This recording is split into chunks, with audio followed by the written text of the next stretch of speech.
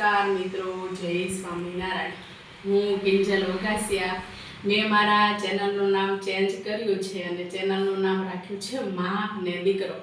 તો આજે હું એવા વિષય ઉપર વાત કરવા માંગુ છું। મેં સવારે શોર્ટ વિડીયો મૂક્યો છે મા દીકરીનો, માનો મતલબ દીકરી છે મારી સાથે પણ માનો મૂક્યો છે। તો આજે હું માં અને દીકરી વિશે વાત કરવા માંગુ છું। માં દીકરો હોય કે દીકરી, માની કે બાપની, બધાને જરૂર હોય ને હોય। તો હું માં અને દીકરીના પ્રેમ વિશે વાત કરવા માંગુ છું કે મા દીકરીનો પ્રેમ કેવો અટૂટ છે। હું તો મારો અનુભવ જ કહું છું કે રાતે આકસ્મિક ઊંઘમાંથી જાગી જાય ને દીકરી, ધારો કે મારી આરાધ્યા નાની છે, તો ઊંઘમાંથી જાગી જાય ને તો આકસ્મિક બોલે, માં મમ્મી ક્યાં છો? ત્યારે આપણને એમ થાય કે કદાચ શક્ય ઘણાને એવું હોય છે કે આકસ્મિક કારણે મમ્મી નથી, પપ્પા નથી હોતા, ત્યારે આપણને એવું થાય કે દીકરીને કેટલી માની જરૂર છે। અને જ્યારે આકસ્મિક એની માં નહીં હોય ત્યારે શું થશે તે દીકરીનું। એટલા માટે માં એવી વસ્તુ છે કે જ્યાં સુધી આપણી પાસે છે ને ત્યાં સુધી તેની વેલ્યુ કરી લો। હું તો ખાસ કરીને દીકરીઓને જ કહેવા માગું છું કે હે દીકરીઓ, તમે મમ્મીની વેલ્યુ કરો, બાપની વેલ્યુ કરો। અને ખાસ કરી અને દીકરીઓને એ જ કહેવા માગું છું કે અત્યારે દીકરીઓ તમને 20-25 વર્ષનો પ્રેમ તમારા મા બાપ આપે અને તમે એક જ દિવસમાં 20-25 વર્ષનો પ્રેમ ભૂલી જાઓ છો। ક્યાં શા માટે ભૂલી જાઓ છો? કારણ કે તમે બીજાના પ્રેમમાં આંધળા થઈ જાઓ છો। પણ ખાસ કરીને એ દીકરીઓ તમને અત્યારે નહીં સમજાય, પણ જ્યારે તમે સાસરે જશો ને, લવ મેરેજ કરશો ને, ત્યારે સમજાશે કે માની વેલ્યુ કેટલી છે। માની ખૂબ જરૂર હોય છે દીકરીઓ, માની જરૂર ખૂબ જ હોય છે। કારણ કે પહેલાં તો માની જરૂરત ક્યારે હોય છે ખબર છે? જ્યારે તમારી પ્રેગ્નન્સી હશે ને ત્યારે તમને તમારી માં ખૂબ યાદ આવશે કે હવે તો જો કે બધા મા બાપ સમાધાન કરે છે અને દીકરીને એવો ટાઈમ હોય ત્યારે લઈ આવે છે, પણ ક્યારેક એવું બને છે કે મમ્મી પપ્પાના વિરુદ્ધ જઈને એવું કર્યું હોય છે તો મા બાપને એવું થાય છે કે મારે સમાધાન કરવું નથી, ત્યારે દીકરી બહુ પીડાય છે। દીકરીને જ્યારે પ્રેગ્નન્સી હોય પછી જ્યારે તેને બાળક આવે ને ત્યારે માની વેલ્યુ ખૂબ સમજાય। કારણ કે ત્યારે આપણને ખૂબ જરૂર હોય। દીકરીઓ, હું એક માં બની ચૂકી છું એટલે મને ખબર છે, હું મારો અનુભવ કહું છું। ત્યારે આપણે આપણી માની ખૂબ જરૂર હોય છે। સાસુ ગમે તેવા હોય પણ માં ક્યારેય બની શકતા નથી। કોક 100-20 એવી સાસુ હશે કે એ માનું સ્થાન લઈ શકે છે। તો ખાસ કરી અને દીકરીઓને કહેવા માગું છું કે હે દીકરીઓ, તમે છે ને તમારી માની વેલ્યુ કરજો, પપ્પાની વેલ્યુ કરજો। તમે 25 વર્ષનો પ્રેમ ભૂલી ના જતી હે દીકરીઓ। તો માની જરૂરત કેમ હોય છે ખબર છે? જ્યારે આપણે ડિલિવરીનો સમય થાય ને ત્યારે આપણું બાળક નાનું હોય ને, રાતે સૂવા નથી દેતું, ત્યારે આપણી માં એમ કહે છે, બેટા તું થોડી વાર સૂઈ જા અને હું તારા બાળકને રાખું।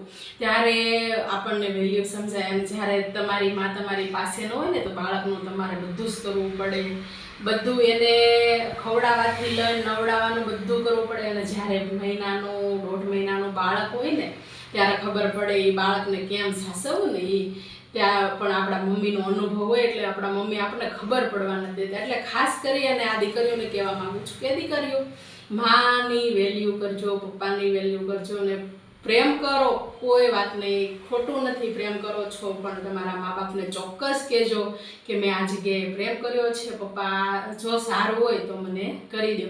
તો એવો પ્રસંગ છે એક સરસ મા દીકરીનો। તો મા દીકરીનો પ્રસંગ એવો છે કે એક દીકરીઓ ખૂબ જ સારી છે, એવું નથી દીકરીઓ સારી નથી હોતી, તો એની મજબૂરી હોય કે એવો એનો સમય હોય એટલે થાય।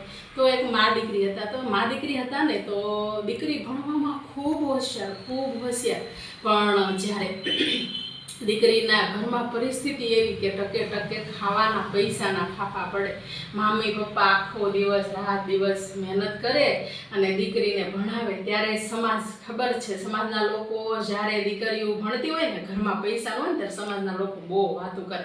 તો એને એવી પરિસ્થિતિ હતી, ખૂબ વાતું કરે કે પૈસા નથી તો એ છોકરીને ભણાવે। પણ મા બાપને એવું હતું કે મારે મારી દીકરીને ભણાવી છે, ભણાવી ગણાવીને ખૂબ આગળ વધારવી છે। પણ દીકરી છે ને આખો દિવસ સ્કૂલે જાય, બધાના નવા બૂટ હોય, નવા ચપ્પલ હોય, જોઈને રડે। તો એક દિવસ બહુ રડતી હતી ત્યારે એની માં જોઈ ગઈ। તો એની માને કીધું, કેમ બેટા રડે છો? કે બધા પાસે નવું હોય એનો અફસોસ નથી, હું જૂનામાં ચલાવી લઈશ, પણ મને એવું સંભળાવે છે કે તારા મા બાપને વેત નથી તોય તો શું કરવા ભણશો, કામ કરવા માંડે ત્યારે એની માં હિંમત કે અત્યારે સમાજ છે ને તને ગમે એ કહેશે, પણ જ્યારે સફળ થાશ ને ત્યારે સમાજ તારી વાહ વાહ કરશે. એ એક માની તાકાત છે. કારણ કે ઘરમાં પૈસા નહોતા તો એ માએ કેવી સલાહ દીધી કે દીકરી તું કોઈનું ન સાંભળતી, તું મહેનત કર, તું ભણી ગણીને આગળ વધ, અમે તારી સપોર્ટમાં છીએ. અને એક દિવસ દીકરીએ નામ રોશન કર્યું અને સારી એવી કંપનીમાં નોકરી મળી ત્યારે સમાજ વાહવા કરવા માંડ્યો કે ભણાવી તો છોકરીને ખબર છે ત્યારે પેકેજ સારા હોય છે, તો એવું કે ભણાવી એટલે છોકરીને સારા કંપનીમાં નોકરી મળી ત્યારે વાહવા થઈ. પણ જ્યારે મા બાપને કેટલી તકલીફ પડી છે, દીકરી કેટલી રડી છે, જ્યારે સમાજના લોકો કહેતા કે તારા ઘરમાં કાંઈ નથી તો ભણતી નહીં, તો આવી દીકરીઓ આવી પણ માં છે કે તમને એવી તાકાત આપે. એટલા માટે ખાસ ખાસ ખાસ કરીને દીકરીઓ તમે સાંભળજો. અત્યારે તમે ખાવા પીવાનું કેટલું અત્યારે ઓલું થઈ ગયું છે, કારણ કે મમ્મી ઘણી કહેતી હોય બેટા અત્યારે તમને ખબર નહીં પડે પણ પાછળના દિવસમાં ખબર પડશે. કારણ કે અત્યારે શાક રોટલી કોઈને ભાવતી નથી, પણ ખાસ કરી અને દીકરીઓ એ જ આપણો ખોરાક સાચો છે.